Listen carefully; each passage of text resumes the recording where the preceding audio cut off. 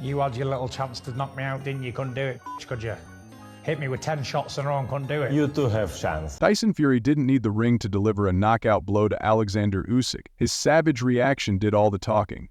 It all began when Usyk, in a bold move, posted an Instagram story that didn't just cross the line, it completely shattered it. Tyson, don't be afraid. I will not leave you alone. As excitement builds for this rematch, especially after the Mike versus Jake spectacle that left everyone's standards in the gutter, it seems Usyk forgot that boxing isn't meant to be a free-for-all sideshow. Fury, the self-proclaimed king of everything, may be loud, brash, and unapologetic, but one thing he won't stand for is nonsense from his opponents. I know his team are a little bit upset they've even compared me to Vladimir Putin today. I'm not sure why, because I've been rapping Tupac. By the 9th round, Usyk had Fury completely figured out, exposing the cracks in his defense and proving that brute strength means little without the intellect to wield it effectively. Fuck your team, fuck Usyk, fuck the Alex, and if you're down with Usyk, well, fuck you too, just like Tupac said. After all, this is the Gypsy King we're talking about, the man whose identity is built on being the best. But let's be real, after his first professional loss to Usyk, the cracks in that crown are starting to show. Fury's calling it his countdown to redemption, which is just a fancy way of saying, I need to win or it's over, independence of win. That loss to Usyk was a wake-up call. Fury entered the ring too comfortable, too cocky, and paid the price, especially in that infamous 9th round. Remember that? The round where Usyk made Fury look like he'd wandered into the wrong sport by mistake. It wasn't just a loss, it was a public humbling of epic proportions. For someone like Fury who thrives on being larger than life, it must have felt like being dunked on in front of the entire world. Now his talk of redemption feels more like damage control, a polished PR act. The question is he truly confident, or is this bravado just a bluff to mask the panic bubbling beneath the surface? Usyk's a worried man, and I've been around fighting men all my life. I can see inside the soul. He knows he's facing the best Tyson Fury, and what we've worked on, and how he is, and how he's been in. The stakes couldn't be higher. This isn't just another tally in the win column, it's Fury's entire legacy on the line. Another loss, and the Gypsy King's reign crumbles. You can't call yourself a king when your rival keeps holding the belt you keep losing. Fury knows this, and the pressure is written all over him. This fight isn't just about Usyk. It's about Fury battling for his identity and survival as the heavyweight superstar he claims to be. Meanwhile, Usyk is cool as ever, likely sipping tea while methodically plotting Fury's downfall. He doesn't just train for fights, he studies his opponents like he's crafting a dissertation. And when it comes to mental warfare, Fury's legendary trash talk, which often lands harder than his punches, seems to be falling flat. Usyk isn't just immune to Fury's verbal jabs, he's turning them into entertainment. That greedy belly nickname? A stroke of genius. It's more than a playful insult about Fury's fluctuating waistline, it's a calculated dig at his lack of discipline, his arrogance, and his unpredictability. Fury might roar and puff himself up all he wants, but Usyk, he just smirks, firing off one-liners that cut deeper than Fury's loudest rants. The king of trash talk may have finally met his match. Hey, my friend Greedy Belly, continue training. I'm rest, brother. I know. Your hard work is good. Appreciate it. When Tyson Fury stepped into the ring against Oleksandr Usyk last May, he wasn't just battling Usyk, he was also grappling with the circus unfolding in his corner. The drama outside the ropes almost overshadowed the fight itself, led by none other than John Fury, Tyson's father, who seemed determined to steal the spotlight with outbursts so over the top they could rival a reality TV star's antics. It wasn't just fans who were left cringing. Even boxing legends like Ricky Hatton weighed in, calling the corner an outright shambles. John Fury has always been a wild card, but that night he cranked up the chaos to an almost comical level.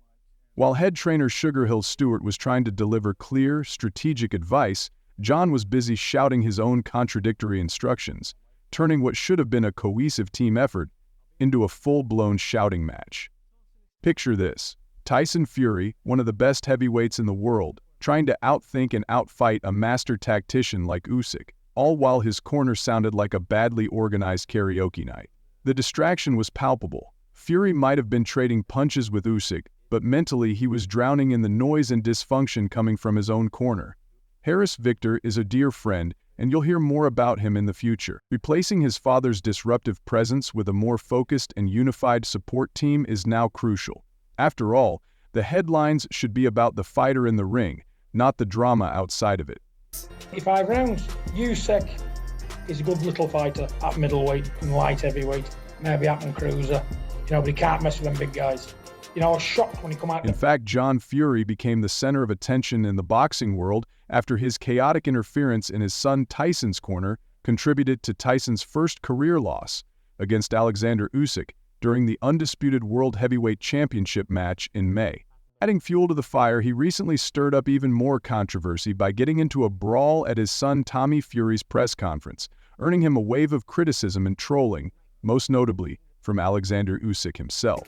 Little John, be quiet. This chaos has sparked serious questions about John Fury's role in Tyson's camp. And let's be honest, when someone like Ricky Hatton, who's been through his share of high-stakes wars, calls it out, you know it's a problem.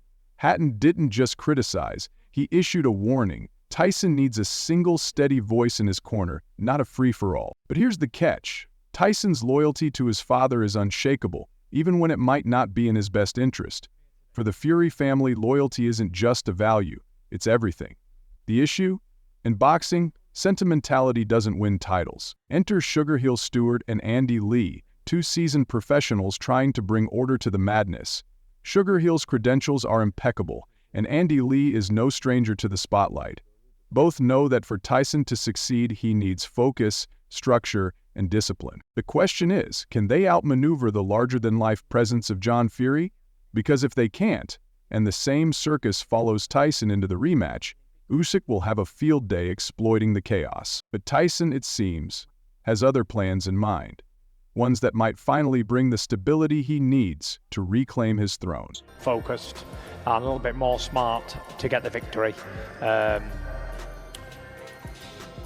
it would seem, my rematch with people is always ends up one way. I always end up knocking him out in the rematch. Speaking of Usyk, the man isn't flashy, loud, or theatrical. He's simply devastatingly effective. His performance in May was a masterclass in precision and strategy. While Fury relied on his usual size and reach advantages, Usyk was busy dismantling him with sharp angles, footwork that seemed to defy physics, and a ring IQ that could rival a chess grandmaster. Counting down the days until I can get my redemption on Usyk. December the 21st is going to be my time. I've done everything in boxing, but I ain't come back from a loss. And I relish it. What makes Usyk truly terrifying isn't just his skill, it's his adaptability. Unlike most fighters, he doesn't walk into the ring with a rigid game plan. He studies, adjusts, and evolves mid-fight. That's exactly how he turned the tables in their first bout. While Fury was counting on wearing him down, Usyk had already shifted gears, forcing Fury into a game of catch-up he was never going to win. If you remember, by the final rounds, the story wasn't about Fury's power. It was about Usyk's complete control. Here's the thing, Usyk's confidence doesn't come from bravado or trash talk. It's built on discipline and relentless hard work. While Fury focused on psychological warfare, Usyk quietly fine-tuned his craft, sharpening the skills that left the Gypsy King scrambling. Usyk doesn't waste energy on hype. Every move, every decision is calculated, and that's exactly what makes him so dangerous. Because Fury is from a gypsy background, and those boys are taught to fight at the age of 3 or 4 years old. Here's where it gets really interesting. This rematch isn't about who's bigger or stronger. It's about strategy and preparation. Fury's size, reach, and his trademark ability to wear down opponents like a human wrecking ball didn't matter in May, because Usyk refused to let it. Instead, Usyk dismantled Fury's game plan with precision, pace, and relentless focus, turning Fury's strengths into weaknesses. If Tyson's corner descends into chaos again, you can bet Usyk will exploit it effortlessly. This rematch underscores a key lesson in the heavyweight division. Size and power alone mean nothing. without technical expertise to back them up. He's a heavyweight, and the heavyweights were never really that good in terms of that kind of technique. At the end of the day, this fight is shaping up to be more than just a physical battle. It's a clash of philosophies. On one side, you have Fury, relying on his family's chaotic loyalty and his larger-than-life persona to push him through.